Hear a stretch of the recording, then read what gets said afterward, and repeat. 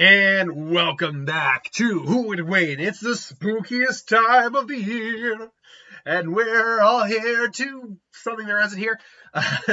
It's the most spooky time of the year, where the pumpkins are glowing and kids keep on throwing the eggs at your door.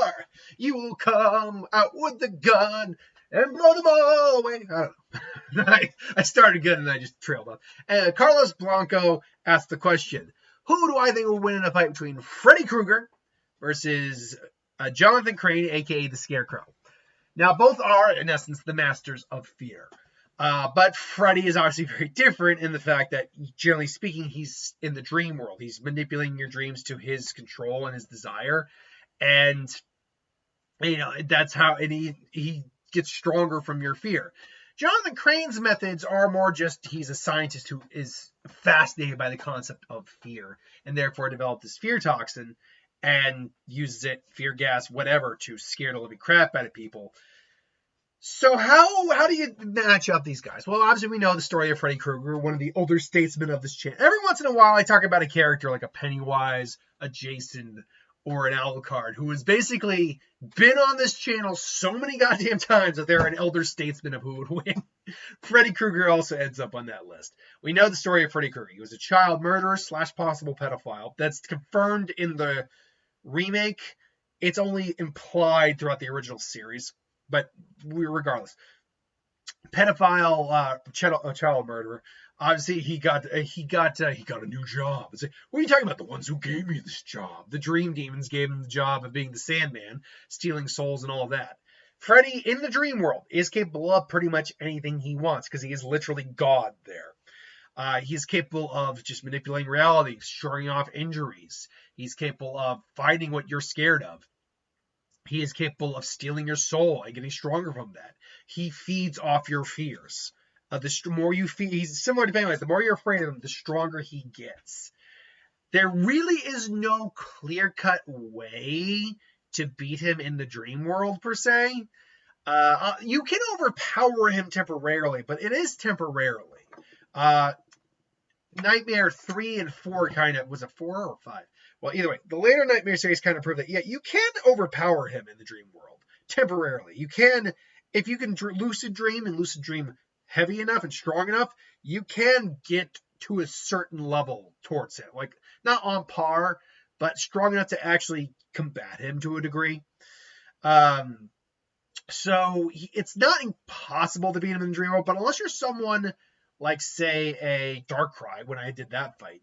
Darkrai, who's a being who actually literally eats dreams, and gives bad dreams and all that. Someone like that, or Night Maroon from My Little Pony when I did that versus. Unless you're someone like that who can legitimately manipulate dreams on a higher level or just have an ability that should be able to theoretically counter his, you can't really beat him in the dream world. Where you can beat him right straight out is in the real world, where if you pull him into the real world, he's no stronger at that point than a regular man. He's a little bit more, I should take that back. He's a little bit more durable than a regular person, as we saw with Freddy vs. Jason, where he lost an arm, got sliced to hell, got blown up, got skewered, and was still going. I mean, granted, when he got impaled with his own arm, he was through the chest, mind you. He was definitely just like, oh, God, but he was still alive. And hypothetically, he survived getting his head taken off. So who knows what happened there. Again, the question really stands who actually won the fight in Freddy vs. Jason. Just side rate real quick. I guess, technically speaking, Jason won the fight. Freddy survived, but he won the fight because he's the one who delivered the skewering blow that pretty much made it so Laurie could take his head off. But the problem is here, in that fight, there's so much outside interference because they blow up the pier, the dock. They blow that up with gasoline and fire. So up until that point, Freddy was actually winning that fight, and then he got distracted, and then Jason put his fist through his gut. And then they got blown to hell. And then he came back, walked it off. And then he got... So I guess up until the outside interference, I guess you could say Freddy won that fight. But again, then you factor the outside interference, and then Jason wins that fight. But Freddy's still alive. It's very... Well, Freddy vs. Jason is a lot of fun. I do own it on DVD. One of the first movies I ever actually bought on DVD. I'm like, it's a fun movie. It's a blast. Anyway, so yeah, I don't know. But point being, bringing him into the real world, he's a bit more durable, but that's really all he's got. He has like the most minor level of reality warping, but to be fair, that is because he was possessing, and I keep saying that, but honestly, I think it's because he was possessing a body that he was like gelling with. He was possessing someone, so he was a bit more effective, I believe, at that point. Not effective. His powers were able to function a bit more in the real world that way. Bringing his actual body into the real world, from what I can tell, actually doesn't give him any extra power. So he just has the glove, and he's got, whatever skill he has there. Jonathan Crane, generally speaking, is not a melee fighter. He's the illusionist, poison guy. He is not someone you get into a physical fight with. But that's not to say there haven't been iterations of him that do use, say, like a weapon.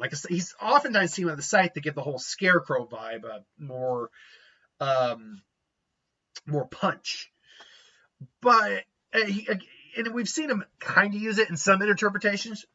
But he's generally, again, not a physical guy. So his fear toxin is really what you would be working with here. There is a catch-22, though, with Crane's mentality. Because he's had his own phobias, and because he's been so exposed to fear toxin over so long, he's actually kind of desensitized to most things. He's actually desensitized to most things that would scare people. When the War of the Light was happening, or the Blackest Night in the War of the Lanterns, he was just casually walking through the chaos like, la-da-da-da-da, ooh, a fear lantern ring, ha-ha! Because Batman was gone. The only thing that could scare him was Batman. And he was gone at that point. So his desensitization to fear could play a factor in this fight. However, let's actually talk about this fight. There's two ways to look at this fight. If it takes place in the real world and it takes place in the dream world. Let's also beg the question real quick. Could Crane figure out to bring Freddy into the real world? Is that a viable strategy here?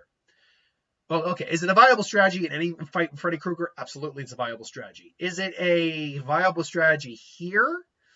Probably not, because he'd have to figure that out. I don't think he could. So let's look at a dream world fight and a real world fight.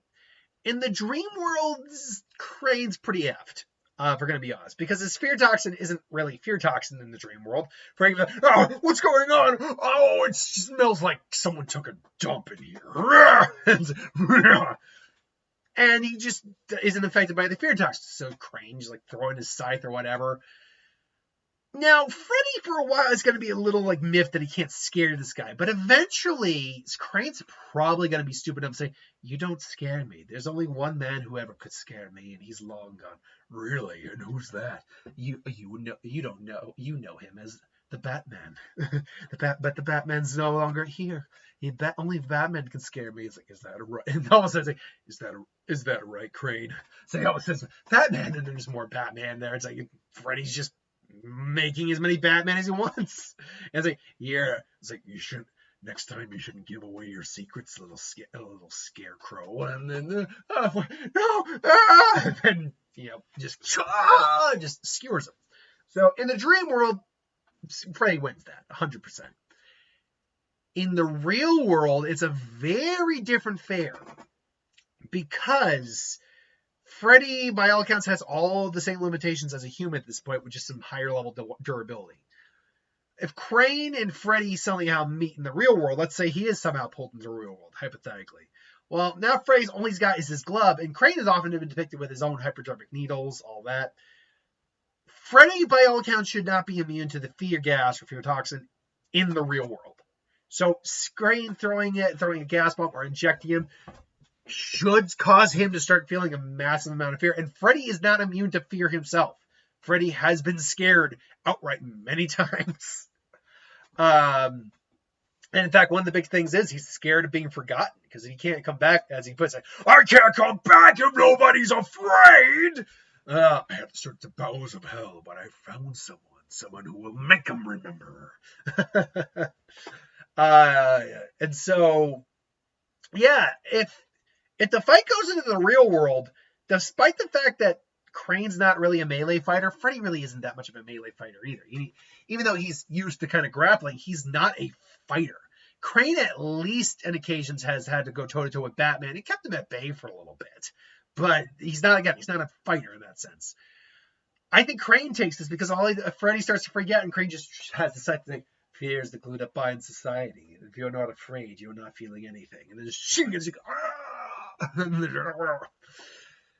so this begs a problem for the actual overall consensus here. This is a 50-50 split down the middle. Crane clearly has the edge and would most likely win in the real world, versus Freddy almost pretty much winning 100% in the dream world. So how do I ultimately look at this situation? Well, to me, it goes to the majority.